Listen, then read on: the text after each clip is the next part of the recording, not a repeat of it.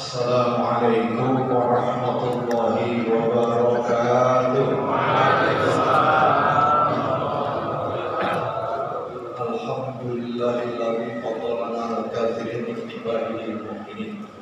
Ilahil wahidil ma'bud.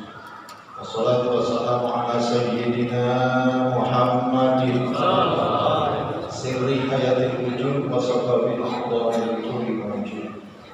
Salatan tusabitu fikru minal iman wa tahqiq minal Qur'an wa tufahimuna minal ayat wa tafahuna biha nurul jannah nuran na'im nuran adhari wal wajhil karim wa ala alihi wa sahbihi wa sallam. Ilahi anta maksudi wa ridha wa matlubi a'tini mahabbataka wa ma'rifataka wa a'tini ma'aka.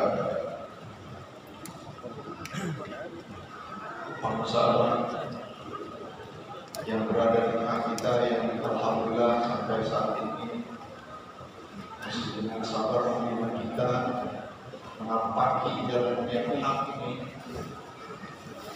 Semoga dengan kesempurnaan kesehatan yang ada pada beliau, kesempurnaan kemuliaan yang telah Allah berikan pada beliau, terlimpah juga Allah berikan juga kepada kita selaku murid-murid. Al-Fatihah. Iyyaka na'budu wa iyyaka nasta'in ihdinas siratal mustaqim ghairil maghdubi 'alaihim waladdallin.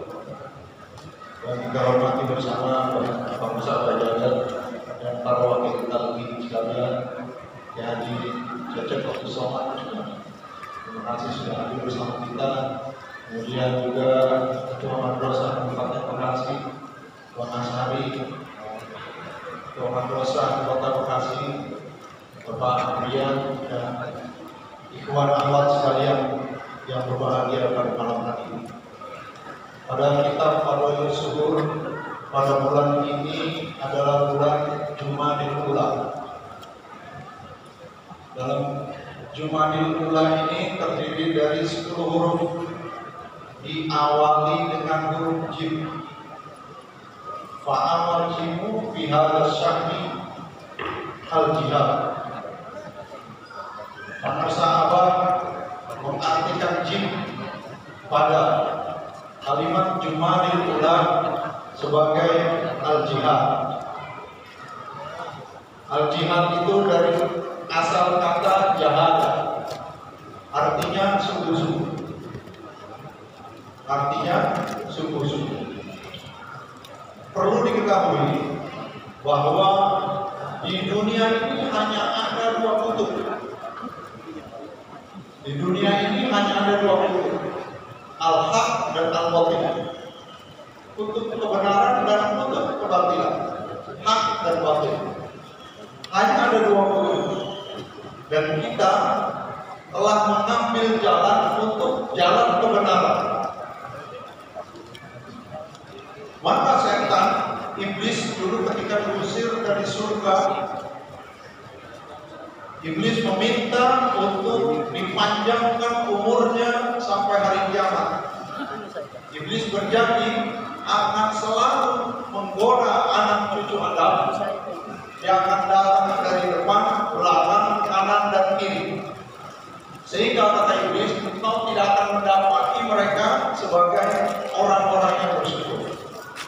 Jadi, dalam menampaki jalan kebenaran ini, maka akan ada satu gangguan kita, akan ada satu cobaan bagi kita,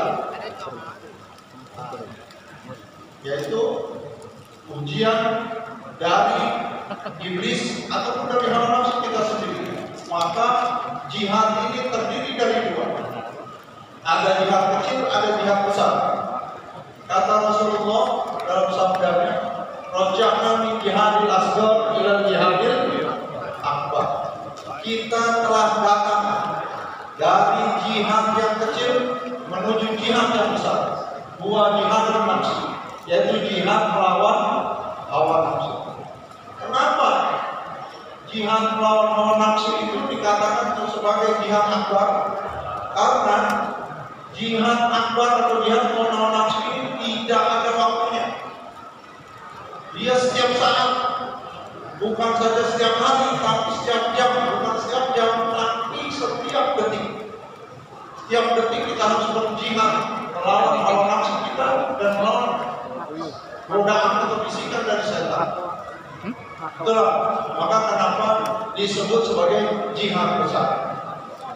Nah, kita semuanya ini telah memilih jalan kebenaran. Kita bisa tetap di jalan yang benar ini hanya dengan satu syarat. Apa? Sungguh-sungguh.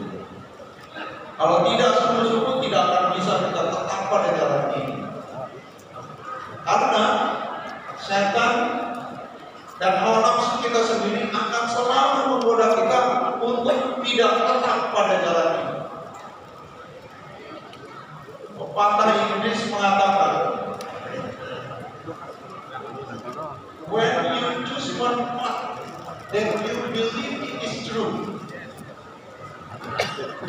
various tests and various channels will divergently arise to stay on that path. Kata orang Inggris. Bisa diulangi? Apalagi dah. Boleh. Bekasi gimana? Saya artikan ya. Jadi kata orang Inggris gini. Ketika Anda memilih satu jalan yang Anda yakini kebenarannya, maka saat itu juga akan muncul ujian-ujian dan tantangan-tantangan untuk Anda bisa tetap pada jalan itu. To stay on that path, kalau bahasa agamanya istiqomah. Untuk Anda bisa istiqomah itu akan diuji, akan ditantang. Nah, maka itulah kenapa sebagai jihad besar dalam hidup kita. Makanya untuk bisa tetap dalam jalan yang benar ini, dalam jalan yang menuju ilahi ini, maka diperlukan namanya kalimatul haq. Kalimatul haq, kalimat kebenaran. Apa itu kalimatnya? La ilaha illallah. La ilaha illallah banyak kita dengar, banyak juga diucapkan oleh orang. Tetapi untuk bisa memiliki power yang besar dalam hidup kita untuk menghadapi ujian dan cobaan itu, maka la ilaha illallah itu harus kita lakukan. Untuk apa? Untuk kita sampai pada titik ketakwaan yang Allah harapkan. Maka di dalam kitab itu juga para sahabat menuliskan surat Al-Maidah ayat 35. Ya ayyuhalladzina amanu taqullah, wahai orang-orang yang beriman bertakwalah kepada Allah. Kata surat Al-Maidah ayat 35. Tapi Allah tahu bahwa untuk bisa bertakwa itu tidak mudah. Maka kalimat itu dilanjutkan dengan wabtagu ilaihil wasilah. Maka carilah wasilahnya. Untuk apa? Untuk bisa takwa kepada Allah. Untuk apa? Untuk bisa berjalan di jalan kebenaran. Wabtagu ilaihil wasilah.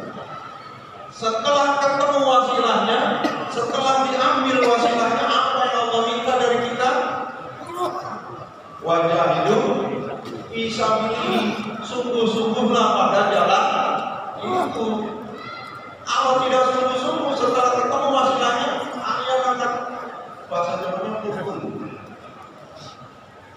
Apalagi di masa media sosial seperti ini, di mana para pendengki, para pembenci menyerang hidup kita, yang mengusik kita apa-apa dengan begitu bertubi-tubi. Kalau buka TikTok ada banyak sekali. Siapa sih yang suka buka TikTok? Maka kalau kita tidak sungguh-sungguh berpegang teguh pada la ilaha illallah, akan goyah. Kenapa? Karena memang begitu perintah Allah, bersungguh-sungguhlah pada jalan yang wasilahnya sudah kami temukan. Wasilah kita ini adalah beliau untuk bisa bertakwa kepada Allah. Kalau nggak pakai wasilah susah, Pak. Takwa itu susah. Maka di akhir kalimat itu la'alakum semoga kamu menjadi orang-orang yang kenapa? Tapi kuncinya adalah sungguh-sungguh. Orang itu Pak, ini karena banyak sekali suara, banyak sekali keluhan di kelompok-kelompok tentang viralnya apa. Akhirnya bagi murid-murid, bagi ikhwan, akhwat yang tidak sungguh-sungguh, mereka yang biasanya mengakibat terus kemudian tidak datang lagi. Lalu saya jelaskan bahwa kontroversial karena memang berbeda dari yang lain. Apanya berbeda? Setiap orang yang hatinya sudah selalu bersama Allah, dia pasti akan berbeda dengan umumnya orang. Karena pada umumnya orang hatinya bersama dengan dunia. Dulu ya, tak keluar lagi. Orang yang hatinya bersama Allah ini, yang selalu bersama Allah ini, sadar dia tidak banyak, hanya satu. 100 tahun hanya satu di zamannya. Tidak banyak. Oleh karena itulah, berpegangnya kita kepada wasilah ini pasti akan digoyangkan. Setan tidak akan tinggal diam. Setan tidak akan ridho sampai kita terlepas dari wasilah. Apapun akan dilakukan oleh setan. Seorang itu Pak, perlu saya jelaskan. Ketika dia sudah sampai pada puncaknya tasawuf, maka orang ini pasti akan menjadi orang yang kontroversial. Kenapa? Karena hatinya sudah selalu bersama Allah.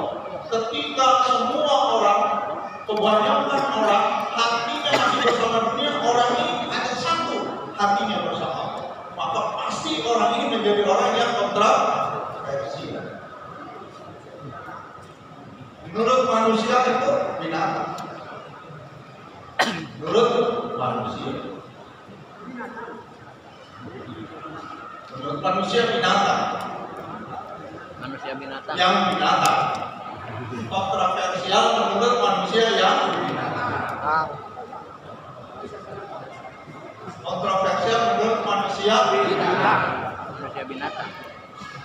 Otaknya otak Binatang. Coba yang ingat. Menurut manusia Binatang. otaknya otak Binatang. matanya Binatang. telinganya Binatang. mulutnya Binatang. hatinya. Binatang. Jadi orang ini kalau sudah al-aqrab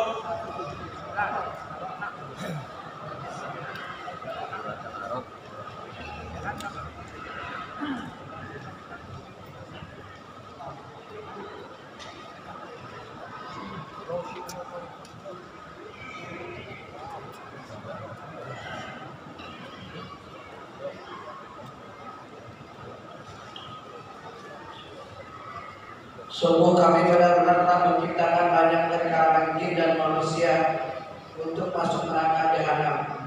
Karena kesesatan mereka memiliki hati yang tidak mereka pergunakan untuk memahami ayat-ayat Allah dan memiliki mata tidak mereka pergunakan untuk melihat ayat-ayat Allah. Serta mereka memiliki telinga yang tidak mereka gunakan untuk mendengar ayat-ayat Allah. Mereka seperti hewan ternak, bahkan lebih sesat lagi. Mereka itulah orang-orang yang lemah. Al-Araf ayat 178. itu kata Al-Quran seperti itu. Jadi gambarannya seperti sekarang. Sekali lagi orang itu ketika hatinya tidak ada Allah di dalamnya maka harus seperti itu. Melihat yang benar itu sebagai salah. Itulah maka kalau kita tidak berjihad terhadap diri kita sendiri ataupun terhadap bisikan-bisikan dari luar, pasti kita akan goyah. Bagaimana banyak di antara kita ikhwan-ikhwan baru yang kemudian terlepas dari wasilah.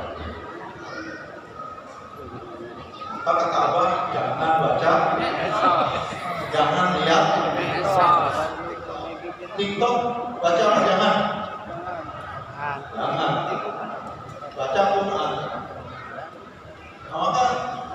dalam membahas tentang jihad ini. Sekali lagi, yang perlu kita pahami adalah bagaimana kita menjadi ikhwan yang tangguh dari kata-kata tangguh. Para sahabat bisa duduk pada titik ini karena tangguh.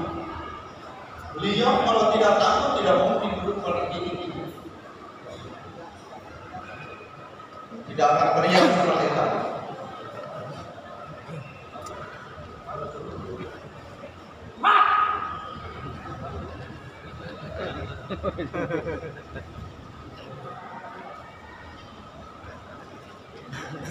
Jadi dari apa yang para sahabat tadi lakukan, betapa disiplinnya begitu. Jadi sekali lagi ini buat kita semua ya. Ketika pelaksananya sudah kita temukan, maka perintah Allah bersungguh-sungguh. Kalaupun kemudian ada bisikan tentang hal lain yang menyalahkan kita, sesungguhnya mereka itulah yang salah. Maka kita harus menjadi ikhwan akhwat yang tangguh. Pak, nggak ada orang sukses kalau nggak tangguh, Pak. Pak Haus bisa sukses seperti ini karena tangguh. Dimanapun Pak, nggak ada. Bapak mau jadi orang kaya, Bapak mau jadi orang yang punya karir di kehidupan dunia ini perlu tangguh. Karena pasti ada bisikan untuk menggagalkan kita untuk sampai pada titik kesuksesan. Allahumma Assalamualaikum warahmatullahi wabarakatuh.